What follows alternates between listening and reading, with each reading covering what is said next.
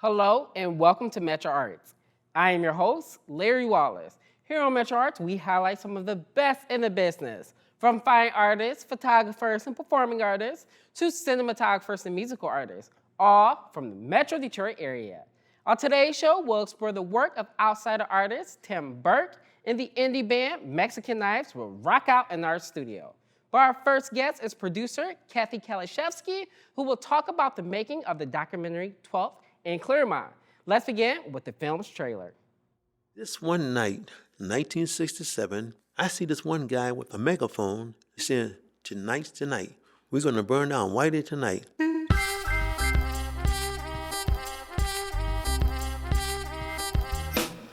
My idea of Detroit in the 60s, cozy neighborhood. It was like a village where everybody kind of looked after everybody. Kids would play baseball in the street, in the alleys. Telephone poles would be first and third base. Yeah, it was sort of a Norman Rockwell kind of setting. You're proud. It's either my naivety or my lack of interest, but I didn't even realize there was a subculture that wasn't going along with the program. This notion of two cities was very clear, and the boundary for this was the boulevard. The political infrastructure, the economic infrastructure of the city was rooted in this really rapid form of racism. It's like water behind a dam and there's a crack in it. Pretty soon the pressure is going to bust the whole thing wide open. That's what happened here.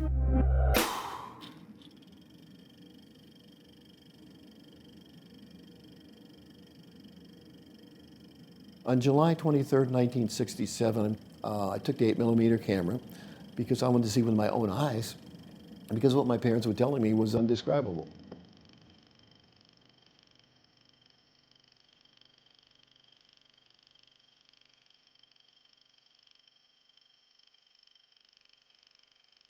Still being young, those Army men became alive.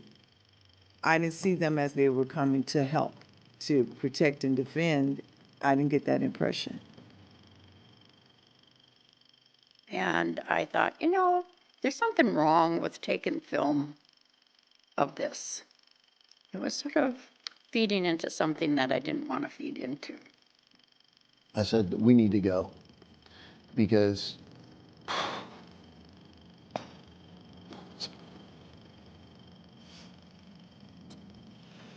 I said, this is not America right now. So we have to leave. And we left.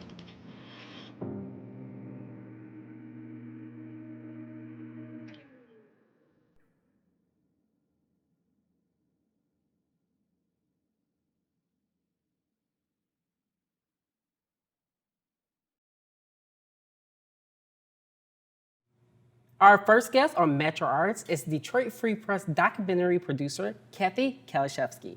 Welcome to MetroArts, Kathy. Thanks for having me. So we actually just saw the trailer of 12 and Claremont. Can you tell us a little bit about that project? Sure. It's a documentary film that the Free Press produced that looked at the events kind of leading up to the rebellion of '67, the events of the week of the rebellion, and then some of the aftermath after that. It's a film that's comprised of home movie footage and archival footage and oral histories that go on to tell the story of what was going on in Detroit in the 60s. Definitely. Now, can you tell us a little bit about the creative process of the documentary? Well, it was a complicated process. We decided a few years ago that we wanted to do something to commemorate the 50th anniversary of the events of '67, and we also had wanted to do something with Detroiters' home movies. We had screened a film at the Freak Film Festival, which I'm the artistic director of, that was shot in 1968, and we had screened it in the very first year of the festival, the first or second year. And it was all, obviously, it was of that era. And so watching that in the movie theater, and it was called "Do You Think a Job Is the Answer?" And it looked at the aftermath of the '67 rebellion and what Detroit was like during that time. And it was this very immersive experience where everybody was sitting there in 1968, you know, transported back in time. And I thought, wow, if we were going to do a documentary commemorating 1967, wouldn't it be cool to use home movie footage and archival footage and never actually come back out of that era? So it's all footage of that era. You never see a talking head like you would typically in a documentary. And so our goal was to be very immersive and take people back in time so that they never kind of came back out of that era and really felt like it was what it was like to be there. Yes. So you mentioned one of your goals. What were some of your other goals that you and your team had while working on this documentary? Well, it was, I think there's a lot of narratives about what happened in '67 and what was happening in Detroit in the '60s. Particularly, I grew up in suburban Detroit, and the narrative that I heard about '67 was a very different narrative than what I was learning about as a journalist that was coming from the African American community, specifically regarding police brutality, housing discrimination, you know, the decimation of Black Bottom, people having to forced to move into the 12th Street area. And so we wanted to, in this story, let the voice of the African American community kind of come to the forefront and educate people about what was happening for folks in those neighborhoods and not necessarily what was happening in some of the other neighborhoods that were predominantly white. Definitely. Now, speaking of some of the people who experienced some of these experiences, you guys actually sought out home video footages from some of these people who experienced this. Right. How was that experience? We partnered with the Detroit Institute of Arts, Wayne State, the Reuther Library here at Wayne State, and Detroit Historical Society, the Charles H. Wright Museum of African American History, WXYZ TV, and Bridge Magazine to do a call out to Metro Detroiters to share with us their home movies. Most of this stuff was in the basements and the attics of, you know, everyday citizens and had never seen the light of day since they shot it. A lot, you know, shooting film back then was a process. It was a very deliberate process. It's not like an iPhone today where everybody can document everything. And so you had to send it off to be developed, and you had to actually have a projector to play it. And so a lot of times this stuff ended up in somebody's basement, never came out of a box because they either it had been processed and then nobody had a projector to play it. So to be able to actually take this stuff and project it and digitize it and bring it back into the light was a really remarkable experience. Now, I'm a huge advocate for if you immerse yourself into the culture, you'll actually learn something from it. What did you learn from Detroit riots from working on this film? I learned a lot. To say that I learned any one thing, I mean, I think, and I guess what I would want people to take away from this, and something that always kind of is in my head when I'm reading a tweet or a headline, that history is very nuanced. Our experiences are oftentimes filtered through our own perceptions of what our lives are. And so to be able to get outside of your own box and actually hear from other people that maybe aren't in your neighborhood or aren't in your family, but exist in your community is a really important thing. And not to think that there's any one narrative that defines, you know, an entire story or an entire person's experience. And so that your experience doesn't necessarily define an entire event, I guess, to sum it up. Definitely. And where could viewers find out more information about your work? About the film specifically, or about both? But, well, the Free Press has been doing documentary work for a number of years, and one of our showcases for that work is the Free Film Festival. We do a lot of redux screenings, you know, where we'll, you know, do an encore screening. So a lot of that work can be seen at Free Film Festival as well as at freep.com, which is the Free Press's website. Okay, cool. Well, Kathy, I want to thank you so much for coming on this show today. It was a pleasure interviewing you. Yeah, thank you for having me. Thank you. You're watching MetroArts on Detroit Public Television.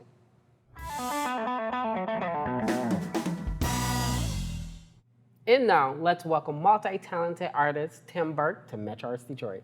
Welcome, Tim. Thank you, Larry.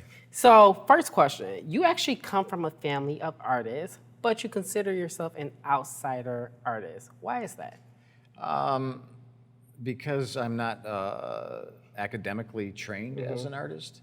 And so that is a word that I use. There's other words for that, like intuitive artist, outsider artist, stemming from Art Brew with Dubuffet, who coined that word. Definitely. And what types of art do you usually create? As you mentioned in the introduction, multi-talented, so multi-different types of art, from painting to printmaking, photography, to sculpture. The larger body of my work has been sculpture. Yeah. So it's surreal, abstract, and also functional, and other artworks, craft work, jewelry, as I'm wearing here. Okay. Flash that, a bracelet out of copper. Oh, wow. So again, multi-faceted, different forms of artwork. So what would you say is the significance of the robots? Well, the significance for the robots. When I first started, it was a dream theme, a reoccurring nightmare that I had as a kid. And I was working with and through some trauma issues of being brought up in a very violent alcoholic family. Now, from those beginnings with that robot, I have grown over time, over a 20-year period, where they're not so ominous and dreamlike, and they are more to the point here with these very colorful and playful and cartoonish. So as I've grown internally, my art has grown. Yeah. So you mentioned these two robots. Do they have specific names? Miss Pink and Mr. Orange. Okay, straightforward. Do you want to talk about the other artwork that you brought here today? Sure. I also I make furniture. I made this table. Welded that together. And that's the embellishments are F-18 fighter jet parts. The granite top is granite from the Detroit Institute of Arts. I recovered 10 tons of granite from the DIA when they did their renovation. This green terracotta face, the original came out of a church on Grand River in McGraw. I took the original, made a mold over at Pewabic, and built that. And there's some other artifacts up there, pieces of buildings. There's a couple tiles up there. There's a bench in the downtown YMCA that I built, and I used those same exact tiles for that bench. The Easttown Theater is represented with this other face and the other terracotta piece behind it. So I will make molds of those and use them in my artwork as well. Pretty cool. Now, I actually have my eye on these. These stood out to me. Tell me about these. Well, these two windows came out of the Sibley House, which was on Jefferson. It is now the rectory of Christ Church on Jefferson.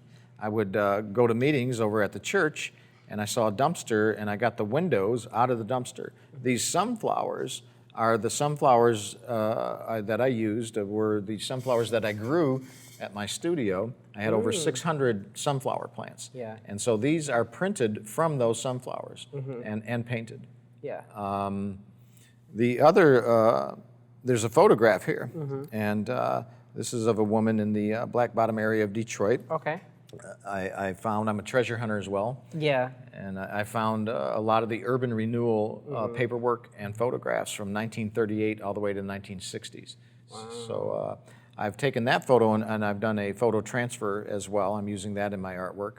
The other print, the one that says I'm Not Crazy, that's done on the original is a painting that I had prints made of. And then I go back into the prints and highlight them. So they're embellished prints, and that's why I don't number them, because each one is a little bit different. And those are done on blueprints of the streets of Detroit. Those are plat maps for the houses and buildings that were torn out to make way for the Brewster projects, Jeffries projects, Lafayette project. So I'm using pieces of buildings and material from Detroit to rebuild my life. And it rebuilds the city in the sense that it shows that we are, sticking and staying, and we have artists here that... Definitely. So you kind of touched briefly on treasure hunting. And it seems like you have a passion for that. Can you tell us a little bit about that? Yes, I've been treasure hunting since I was 8 years old. It's known as trash picking, but I'm changing that paradigm to treasure hunting. I have found unbelievable treasures, to include 10,000 photo negatives of Jewish life and African American life here in the city. The paperwork for the urban renewal projects, letters and postcards from Rosa Parks. These are national treasures that ended up in the trash. So yes, definitely. treasure hunting. I completely understand. And Tim, where could people find out more information about your work and your gallery? Internet, my website is www.detroitindustrialgallery.com. If you do a Google search on the internet of Detroit artist Tim Burke, all kinds of information comes up. Oh, wow. I'm on an international blog site, Atlas Obscura. Wow. That's a great website, so they feature me on their website. And again, the web. Well, Tim, it was a pleasure interviewing you. You're doing big things in the city. Thank you so much. Thank you. You're watching MetroArts, produced at the Midtown Studio at Wayne State University.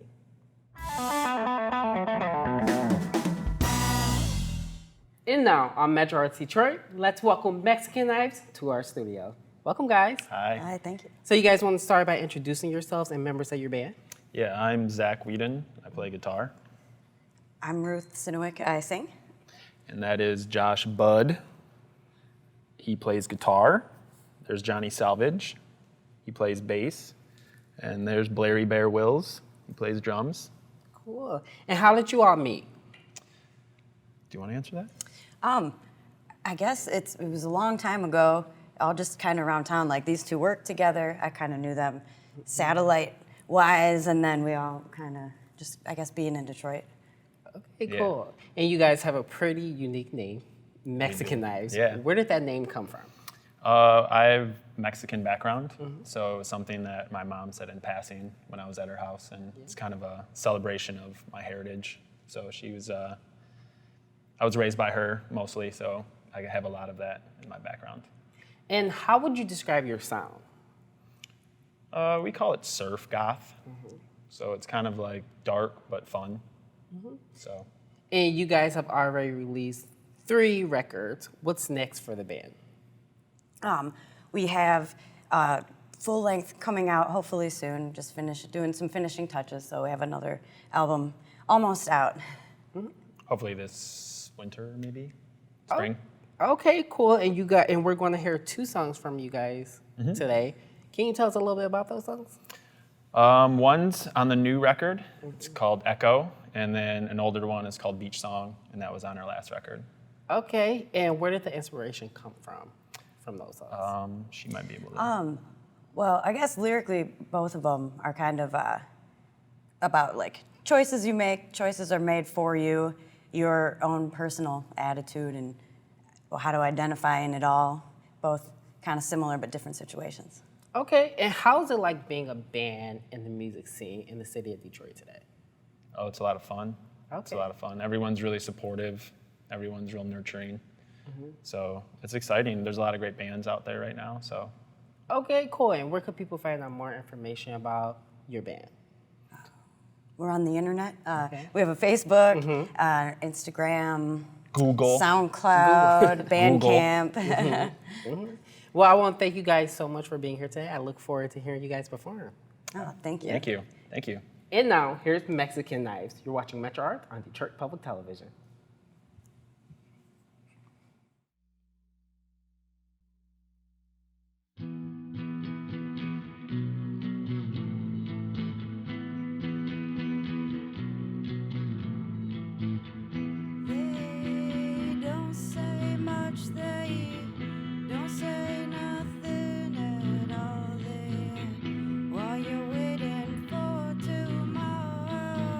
You'll never find what you're looking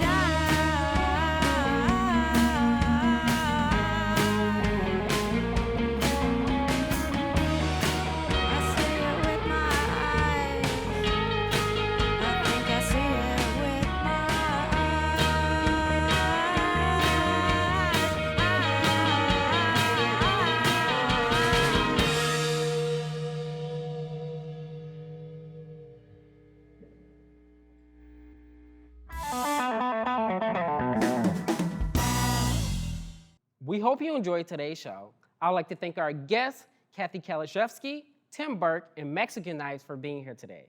Remember, you can watch any of our shows online at MetroArtsDetroit.com and find us on social media. I'm your host on MetroArts, Larry Wallace, reminding you to always support the arts and cultivate the talent in your community.